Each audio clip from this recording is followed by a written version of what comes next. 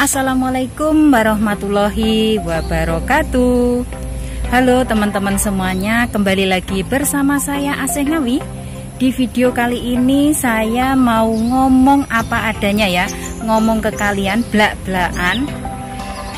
Karena saya di sini sudah terlalu lama kerja di Singapura, itu sudah 12 tahun, dan ada yang request minta, Mbak, gajinya berapa sih di Singapura? Sudah lama banget, tentunya gajinya wow tinggi. Nah seperti itu. So buat kalian yang penasaran, simak videonya dan stay tune terus.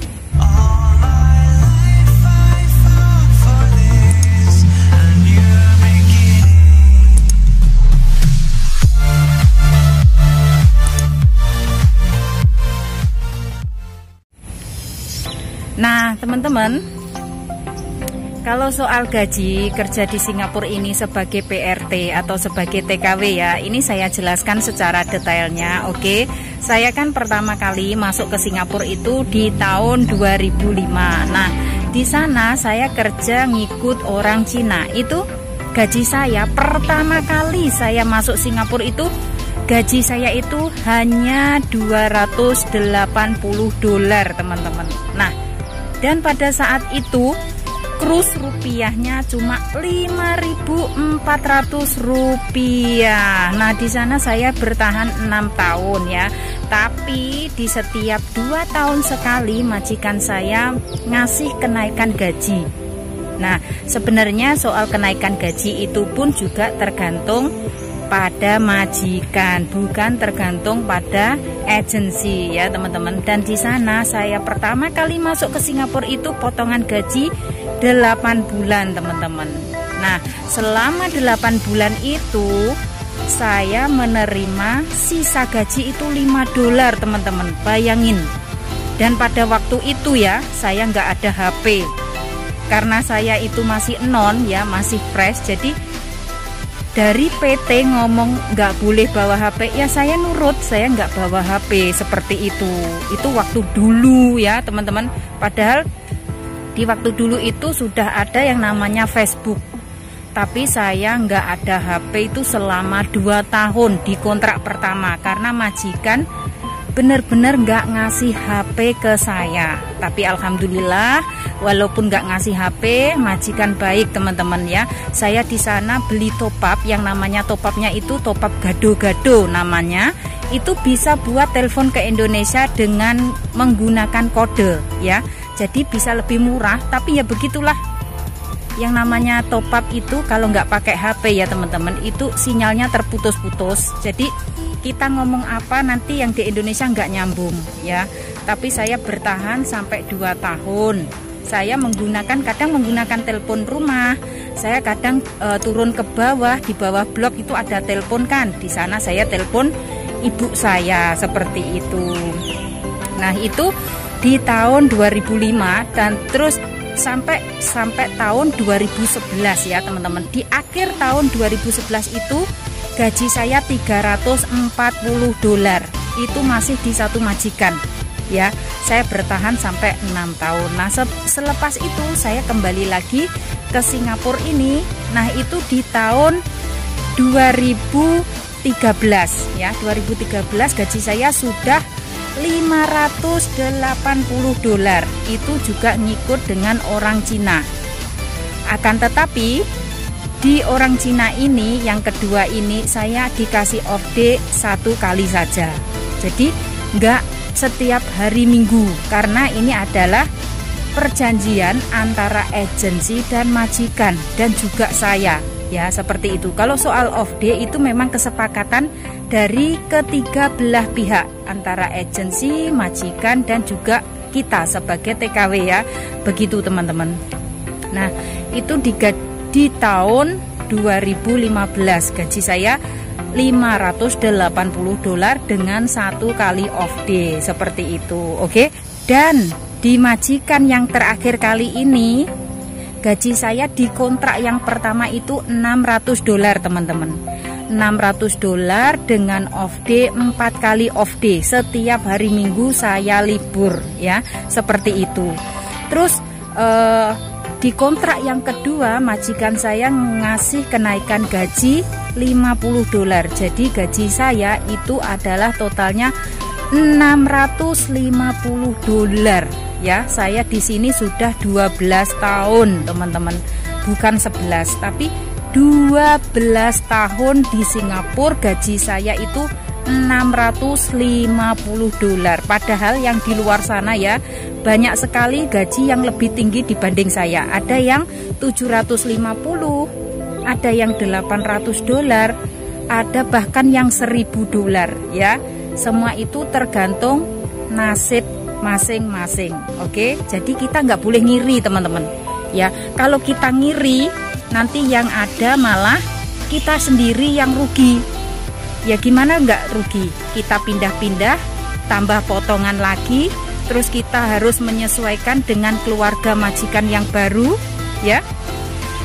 Kalau menurut saya, teman-teman, gaji kecil nggak apa-apa. Yang penting kita merasa nyaman ya, majikan kita baik, nggak banyak pekerjaan, nggak cerewet, nggak komplain, seperti itu. Itu menurut saya.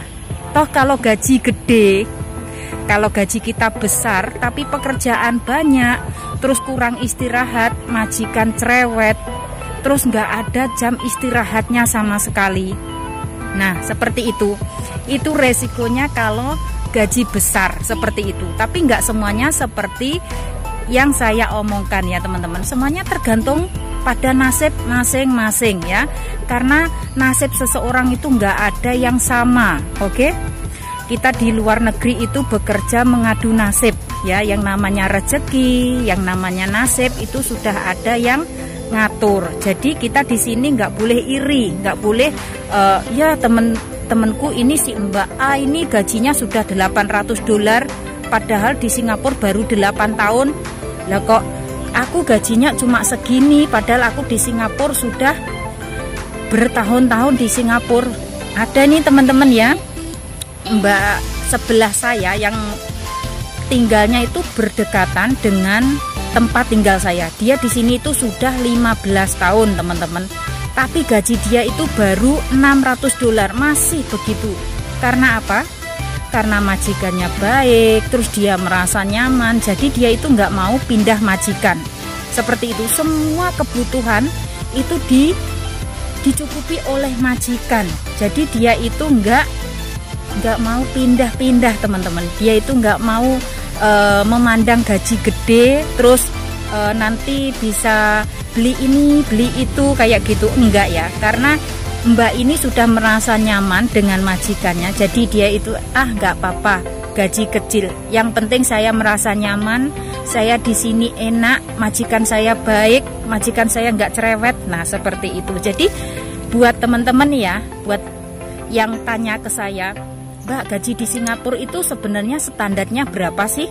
Nah, seperti itu.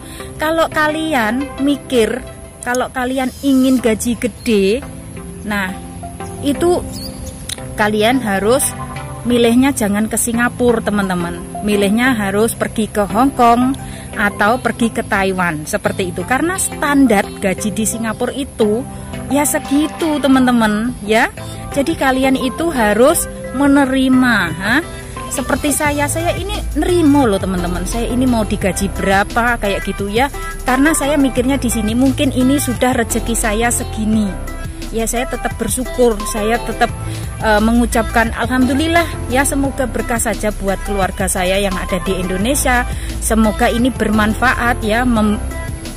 Terus semoga ya apa yang saya dapatkan ini kan halal ya teman-teman. Hasil keringat saya sendiri, bukan uang dari mana-mana. Saya di sini itu fokus kerja, teman-teman. Fokus, benar-benar fokus kerja untuk masa depan keluarga, untuk masa depan anak, seperti itu. Jadi saya itu nggak main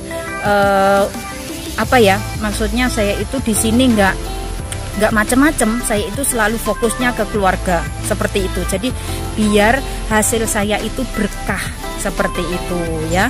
Jadi buat kalian nih yang tanya-tanya, Mbak, sebenarnya standar gaji di Singapura itu berapa sih?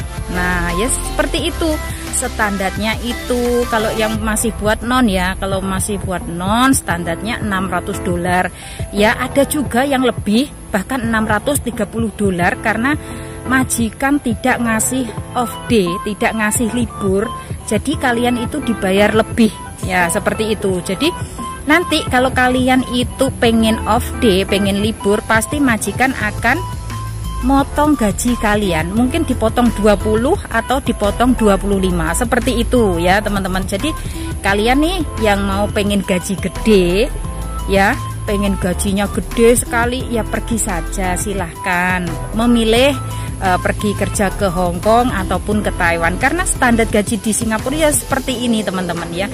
Walaupun seperti ini, tapi yang penting satu teman-teman, kalian harus setiti ya. Kalau kalian mempunyai sifat ya, bisa memanage keuangan, insya Allah kalian juga bisa sukses ya. Walaupun kalian nanti kerja ke Hong Kong, kerja Taiwan, tapi kalau kalian di sana nggak bisa memanage keuangan, ya percuma. Buat apa kerja jauh-jauh tapi nggak bisa memanage keuangan, seperti itu. Yang namanya kerja itu sebenarnya dimanapun itu sama teman-teman, tergantung kita sendiri. Kita itu bisa apa enggak mengoperasikan masalah keuangan, kita bisa apa enggak mengendalikan keuangan. Karena kalau sudah di luar negeri itu memang semua kebutuhan itu serba mahal teman-teman ya. Kalau kalian nggak bisa mengendalikan masalah keuangan, terus apalagi yang tiap minggu libur tuh ya, seperti saya sendiri yang sukanya hobinya itu shopping ya, itu tolong difikirkan lagi. Karena kalau sudah pulang ke Indonesia ya, kita mau kerja apa, kita mau dapat uang dari mana, itu pasti kita itu suatu saat itu pasti bingung, dan akhirnya ujung-ujungnya balik lagi ke luar negeri. Kalau bisa jangan ya teman-teman. Terus mulai dari sekarang usahakan menabung uang buat bekal pensiun ya, karena kita nggak selamanya akan meninggalkan keluarga, karena nggak akan selamanya kita akan berada hidup di perantauan, seperti itu ya teman-teman. Yang namanya cari kerja, yang namanya cari uang ya, mencari uang itu memang nggak ada habisnya. Mencari uang memang nggak ada rasa cukup ya kalau kita nggak pernah bersyukur, seperti itu ya. Kita ibaratkan teman kita seperti apa, kita sudah bisa seperti apa. Nah kita disyukuri aja, seperti itu. Kehidupan kita yang penting sudah berubah, sudah membaik, itu sudah alhamdulillah ya, seperti itu teman-teman. Jadi buat teman-teman saya nih semuanya yang masih ada di Indonesia, yang masih proses ya, baik di ataupun yang masih di rumah ya, ya memang seperti ini faktanya gaji di Singapura itu ya teman-teman. Dan kalian juga harus bisa menerima keadaannya ya. Yang penting ini, kalau menurut saran saya, majikan baik, terus kalian merasa nyaman, betah di rumah majikan, oke, lanjut saja seperti itu. Kalau bisa harus finish kontrak dalam satu majikan, jangan pindah-pindah ya. Kalau nanti kalian pindah-pindah, nanti yang rugi kalian sendiri teman-teman ya. Karena setiap kali pindah, agensi akan ngasih potongan gaji lagi 1 bulan atau bahkan 2 bulan ya. Karena setiap agensi itu nggak sama ngasih potongan gaji. Oke, so buat teman-teman saya semuanya, tetap semangat, tetap berpikiran yang optimis ya. Semangat mengejar masa depan yang lebih cerah, oke? So saya akhiri vlog video saya sampai di sini. Semoga video ini bermanfaat buat teman-teman saya semuanya. Wassalamualaikum warahmatullahi wabarakatuh. See you on my next video. Bye bye.